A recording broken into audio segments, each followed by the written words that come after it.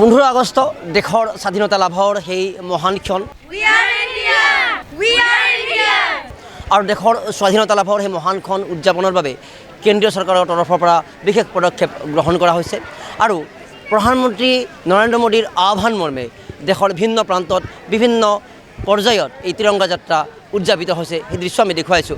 কামৰূপ জিলা প্ৰশাসন আৰু কামৰূপ এই জিলা ক্ৰীড়া বিষয়াৰ উদ্যোগত এইদৰে সৰুসজাই ষ্টেডিয়ামত সুন্দৰ এক দৃষ্টিনন্দন পৰিৱেশ।